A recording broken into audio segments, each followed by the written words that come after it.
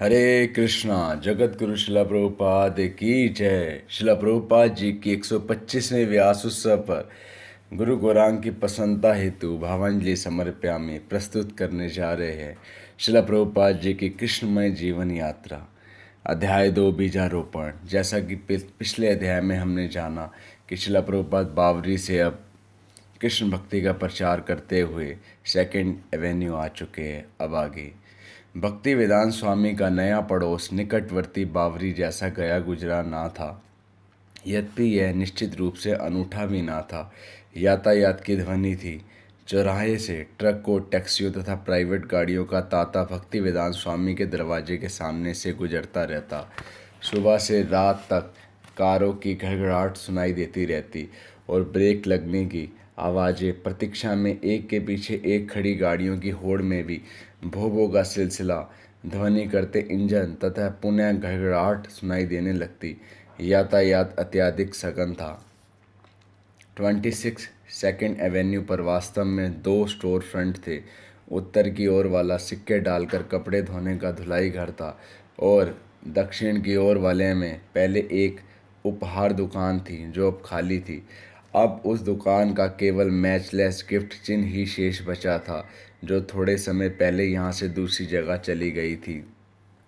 26 second Avenue इमारत के पीछे से इस आंगन में झांकने पर भक्ति वेदांत स्वामी का 2 मंजिले पर स्थित कमरा दिखता था जहां अब वे रहेंगे, कार्य करेंगे और पूजा करेंगे।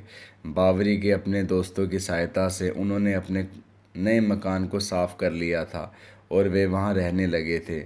उन्होंने पिछले कमरे में, जो उनका ऑफिस था, एक दीवार के सहारे एक पतला गद्दा रख दिया था और इस गद्दे के सामने अपना बिना पेंट किया धातु का बना बक्सा रख लिया था जिससे वे डेस्क का काम लेते थे।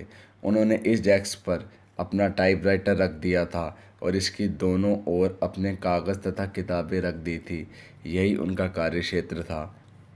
उनकी श्रीमद् भागवत की पांडुलिपियाँ केसरिए कपड़े के गट्ठर में बंधी थी और उन्होंने अपनी कुछ निजी चीज़ें इस डेस्क के सामने एक अलमारी में रखी थी। उन्होंने अपने बैठने के स्थान के ऊपर दीवार में भगवान कृष्ण के चित्र वाला एक भारतीय कैलेंडर लटका रखा था। इसमें भगवान कृष्ण बंशी बजा रहे थे और उनके पीछे एक गाय थी। अगले कमरे में एक शानदार कॉफ़ी की मेज के अलावा कुछ नहीं था जिसे स्वामी जी ने वेदिका बना दिया था। इस पर चैतन्य महाप्रभु तथा उनके पार्षदों के चित्र थे। दीवार पर उन्होंने चतुर्भुज भगवान विष्णु तथा अनंत शेष का एक भारत में छपा कैलेंडर लटका रखा था। दोनों कमरे हाल ही में पेंट किए गए थे। फर्श साफ सुथरे कांच से बने हुए थे। स्नानाघर स्वच्छ था और काम दे रहा था। उसी तरह संकरा सुसज्जित रसोई घर भी था। कभी कभी भक्ति वेदांत स्वामी रसोई की खिड़की के पास खड़े होकर आंगन की दीवार के बाहर देखा करते थे। भक्ति वेदांत स्वामी के आने के कुछ वर्ष पूर्व ही लोअर ईस्ट साइड में एक नए प्रकार की गंदी बस्ती स्लम बन चुकी थी। पहले तो नवयुवक तरुण कलाकार, गवैये तथा बुद्धिजीवी ही थे, जैसा कि प्रभुपाद के बावरी आवास के समय हिप्पी आते थे, किंतु बाद में मध्यम वर्ग के उपेक्षित तरुण आने लगे। सस्ते किराए से आकर्षित होकर ये मध्यम वर्गीय उपेक्षित तरुण, जो राष्ट्रव्यापी युवक आंदोलन की भूमिका निभाने वाले थे, जिन्हें प्रचार माध्यमों ने निकट भविष्य में हिप्पी का लोअर ईस्ट साइड की गंदी बस्तियों की तरफ आते थे, जो अमेरिकी भौतिकवाद की श्रेष्ठ जिंदगी के विरुद्ध चुनौती स्वरूप था। सारे भगोड़े किशोर मानो अपने अंत्यकरण की पुकार के वशीभूत होकर पुराने हिप्पियों से आकर मिल गए थे और इन भगोड़ों के बाद पुलिस, परामर्शदाता, सामाजिक तथा कल्याण कार्यकर्ता, युवा छात्रावास तथा नशा परामर्श केंद्र के लोग आने लगे। सैंड मार्क प्लेस पर एक नया हिप्पी व्यवसायिक केंद्र बन गया जिसमें पोस्टर, रिकॉर्ड आदि की दुकानें और कलाकृतियां तथा पुस्तक विक्रय केंद्र थे, जिनमें सिगरेट से लेकर हिप्पियों के कपड़े तथा आध्यात्मिक प्रकाश उपलब्ध होते थे। हिप्पी लोग लोअर ईस्ट साइड की यात्रा अपने पूर्ववर्ती आप्रवासियों के समान इस दृढ़ विश्वास के साथ करते जैसे यही उनके रहने का स्थान था। अब 1966 में अमेरिकी युवक न्यूयॉर्क में अपनी अपनी आशाएं लेकर झुंड के झुंड एकत्रित हो रहे थे और अपनी नई ढूंढी हुई गुप्त भूमि लोअर ईस्ट साइड की सस्ती बस्ती देखकर खुश हो रहे थे। एक और हिप्पी जन तथा दूसरी ओर पोर्टिकोवासी, पोलैंडवासी तथा यूक्रेनवासी का सह अस्तित्व असंतोष उत्पन्न कर रहा था। वे सब वास्तविक प्रेम, वास्तविक शांति, वास्तविक अस्तित्व तथा वास्तविक आध्यात्मिक चेतना की खोज में थे। गर्मियों में 26 सेकेंड एवेन्यू में भक्ति वेदांत स्वामी के आगमन तक छठे दशक की महान युवक क्रांति का प्रवेश लोअर ईस्ट साइड तक हो चुका था। यहाँ पर वे मुक्त थे, वे गरीबी की सादगी में रहने के लिए मुक्त थे और कला, संगीत, नशीली औषधियों तथा यौन संबंधों द्वारा अपने को अभिव्यक्त कर सकते थे। उन दिनों आध्यात्मिक खोज की चर्चा थी, जागरूकता के नए संसार का द्वार खोलने वाली कुंजियाँ थी LSD और मैरिजुआना। 1966 में हजारों तरुण लोअर ईस्ट साइड की गलियों में घूम रहे थे। भक्ति वेदांत स्वामी को यह देखकर आश्चर्य हुआ कि अमेरिका जैसे समृद्ध देश में इतने असंतुष्ट युवक हो सकते हैं। निस्संदेह इससे यह भी सिद्ध हो रहा था कि भौतिक संपन्नता जो अमेरिकी जीवन का मानदंड है, लोगों को सुखी नहीं बना सकी। भक्ति वेदांत स्वामी जी ने अपने चारों ओर जो विषाद देखा, उसका कारण राजनीतिक, सामाजिक, आर्थिक तथा सांस्कृतिक नहीं था, न ही गंदी बस्ती की अवस्थाएं या युवा आक्रोश की सर्वोपरि वास्तविकताएं थी। ये सार्वभौम विषाद के लक्षण मात्र थे, जिसकी एकमात्र औषधि कृष्ण भक्ति थी। उन्हें प्रत्येक व्यक्ति के कलेशों के प्रति सहानुभूति थी, किंतु उन्हें विश्वव्यापी हल दिखाई दे रहा था। लोअर ईस्ट साइड जाने के पूर्व भक्ति वेदांत स्वामी ने अमेरिका में युवा आंदोलन का ना तो कोई अध्ययन किया था, ना कभी इतने नव युवकों के बीच आकर बसने की कोई विशिष्ट योजना ही बनाई थी। किंतु कोलकाता से चलने के बाद इन 10 महीनों में से वे एक स्थान से दूसरे स्थान तक परिस्थितियों के कारण अथवा उनकी समझ के अनुसार कृष्ण की इच्छा से घर बदलते रहे। वे अपने गुरु के आदेश से अमेरिका आए थे और कृष्ण की इच्छा से लोअर ईस्ट साइड आ पहुँचे थे। यहाँ पर भी उनका उद्देश्य वही था जो बावरी में या अपटाउन या भारत में था। वे अपने गुरु की आज्ञा तथा वैदिक दृष्टिकोण जो 1960 के दशक में होने वाले आमूल परिवर्तनों से प्रभावित होने वाला ना था, पर दृढ़ थे। भक्ति वेदांत स्वामी एक पराये देश में वैदिक संस्कृति की जड़ें अधिक जमाने का प्रयत्न कर रहे थे, जितना उनके पूर्व किसी अन्य गुरु ने नहीं किया था। अतः उन्हें अपने अत्यधिक कठिन कार्य का पूर्व अनुमान था। फिर भी इस सामान्यतः बुरे युग में लोअर ईस्ट साइड में स्वामी जी के आगमन के पूर्व अमेरिकी समाज में असंतोष तथा बगावत की लहरें उठने लगी थी, जिससे युवक जन न्यूयॉर्क के लोअर ईस्ट साइड की सड़कों में सामान्य जीवन से परे किसी चीज़ की खोज में घूमने लगे थे, जिससे कोई विकल्प प्राप्त हो सके और आध्यात्मिक उपलब्धि हो सके। ये वे तरुण थे जो अपने रूढ़िवादी भौतिक परिवेश से टूटकर न्यूयॉर्क के लोअर ईस्ट साइड में एकत्रित हो रहे थे और संयोग या भाग्यवश भक्ति वेदांत स्वामी के स्टोर फ्रंट कीर्तन तथा आध्यात्मिक मार्गदर्शन में आकर सम्मिलित होने वाले थे। भक्ति वेदांत स्वामी के आगमन की तरफ किसी का ध्यान नहीं गया। पड़ोसी यही कहते कि किसी नए आदमी ने लॉन्ड्री के साथ वाली उपहार की दुकान ले ली है। यद्यपि अब खिड़की में एक विचित्र चित्र लगा था, किंतु कोई उसके मर्म को नहीं समझ पाया। वे नहीं जानते थे कि भगवत गीता किसे कहते हैं, और जिन थोड़े से लोगों ने सोचा भी वे यही सोचते थे कि यह कोई योग की पुस्तकों का भंडार या कुछ और होगा। किंतु आसपास कुछ नव युवक रहते थे जिन्हें इस चित्र से कौतूहल उत्पन्न हुआ, और वे खिड़की के पास आकर पढ़ते कि उस छोटे से कागज पर क्या लिखा है। उनमें से कुछ भगवत गीता के विषय में जानते भी थे, किंतु भगवान चैतन्य तथा उनके साथ के पार्षदों का भगवत गीता से कोई तालमेल नहीं बैठता था। कुछ एक ने विचार किया कि क्यों ना भक्ति वेदांत स्वामी की कक्षाओं में चलकर इस दृश्य के विषय में पूछा जाए।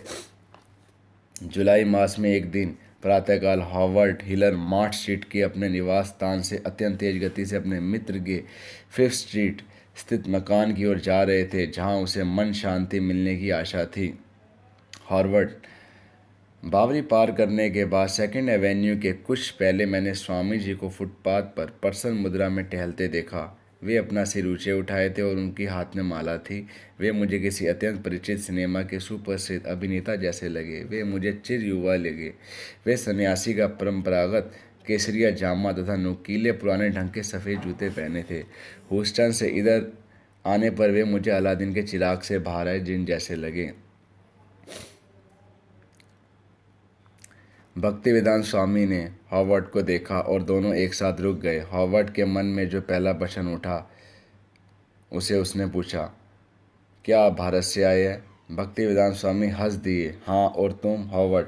मैंने उनसे कहा कि नहीं, किंतु मैं अभी भारत से लौटा हूँ और मैं आपके देश में तथा भारतीय दर्शन में अत्यंत रुचि रखता हूँ। उन्होंने मुझे बताया कि वे कलकत्ता से आए और न्यूयॉर्क में लगभग 10 महीने से है। उनकी आंखें बच्चों जैसी ताज़ी तथा प्रेम भरी थी और यद्यपि वे उन ट्रकों के समक्ष खड़े थे जो ह्यूस्टन स्ट्रीट में घराते हुए गुजर रहे थे, उनके शरीर से शीतल शांति फूट रही थी। हॉवर्ड उस दिन अपने मित्र के पास नहीं जा सका। वह मार्ट स्ट्रीट स्थित अपने मकान में लौट आया, जहां उसके कमरे के साथी कीथ तथा वली थे। उसने उन्हें तथा उन सभी को जिन्हें वह जानता था उस गुरु के विषय में बताया जो उनके बीच अकस्मात प्रकट हुए थे। उसने बताया कि वह तथा स्वामी जी किस तरह एक साथ खड़े खड़े बातें करते रहे और स्वामी जी ने किस तरह बताया था कि पास ही सेकंड एवेन्यू में उनका स्थान है जहां वे कक्षाएं चलाने की सोच रहे हैं।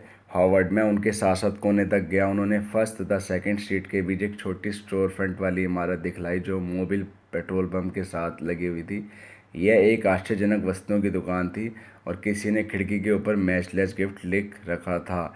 मुझे इसका कोई अनुमान नहीं था कि वे अपनी कक्षाओं में क्या देने जा रहे, किंतु मैं जान गया कि मेरे सारे मित्र यह जानकर प्रसन्न हो गए कि उनके पड़ोस में एक भारतीय स्वामी आ रहे हैं। यह बात फैल गई। यद्यपि कार्ल एयरजेंस तथा अन्यों के लिए बावरी तथा चाइना टाउन से यहाँ आना सरल ना था, क्योंकि उनको और भी काम थे। 25 वर्षीय राय डुबोइस ने, जो हास्य विनोद की पुस्तकों का लेखक था, बावरी में स्वामी जी से भेंट की थी। अतः जब उसने स्वामी जी के नए स्थान के विषय में सुना तो उसकी इच्छा हुई कि वे वहाँ जाए। जेम्स ग्रीन तथा बिल एपिस्टाइन भी स्वामी जी को नहीं भूले थे और वे भी आना चाहते थे। 26 वर्षीय स्टीव शहर के कल्याण विभाग का कार्य करता था। एक दिन वह फिफ्थ स्ट्रीट तथा सेकंड एवेन्यू स्थित अपने ऑफिस से अपने घर जा रहा था तो उसने खिड़की पर चिपका स्वामी जी का इश्तिहार देखा। वह आजकल गीता पढ़ रहा था। उसने निश्चय किया कि वह स्वामी जी की कक्षाओं में आएगा। उस दिन हॉवर्ड ने भी खिड़की पर छोटा सा इश्तिहार देखा था जब वह स्टोर फ्रंट के सामने स्वामी जी के साथ खड़ा था। उसमें लिखा था, भगवद गीता पर व्याख्यान इसी भक्तिवेदांत स्वामी, सोमवार, बुधवार तथा शुक्रवार 7 बजे से 9 बजे तक सायंकाल। प्रभुपाद जी ने पूछा, अपने मित्रों को भी लाओगे? हॉवर्ड ने वादा किया, हाँ, सोमवार की संध्या को। ग्रीष्म ऋतु की शाम गर्म थी, अतः स्टोर फ्रंट की पिछली खिड़कियों तथा अगला दरवाज़ा पूरे तरीके से खोल दिए गए थे। अनेक नवयुवक, जिनमें से कहीं काले डेनिम तथा चौड़ी धूमिल धारी वाली नीचे तक बटनों वाली खेल की कमीजें पहन के आए थे, आगे के दरवाजे पर अपने घिसे हुए जूते उतार कर फर्श पर बैठे थे। इनमें से एक अधिकांश लोअर ईस्ट साइड से थे। किसी को भी यहाँ तक आने में किसी विशेष कठिनाई का सामना नहीं करना पड़ा था। छोटा कमरा खाली था, उसमें ना कोई चित्र था, ना फर्नीचर था, ना कालीन, यहाँ तक कि कुर्सी तक ना थी। केवल कुछ चटाइयाँ थी। कमरे के बीचों बीच एक बिजली का बल्ब लटक रहा था। इस समय 7 बजे थे और लगभग 1 दर्जन लोग एकत्रित हो चुके थे। जब स्वामी जी ने एकाएक बगल वाला दरवाज़ा खोला, वे कमरे में प्रविष्ट हुए। वृद्ध होते हुए भी वे सीधी खड़ी मुद्रा में ताजे तथा तेजस्वी लग रहे थे। उनके माथे पर पीली मिट्टी का वैष्णव तिलक लगा था। स्वामी जी ने बड़ी दाढ़ी वाले हॉवर्ड को पहचान लिया और वे हंसकर बोले, क्या तुम अपने दोस्तों को लाए हो? हॉवर्ड ने अपनी ऊंची गूंजने वाली वाणी में कहा, हाँ, बहुत अच्छा। स्वामी जी ने अपने सफ़ेद जूते उतारे और वे एक पतली चटाई पर बैठ गए। उन्होंने एकत्रित लोगों की ओर देखते हुए संकेत किया कि सभी लोग बैठ जाएं।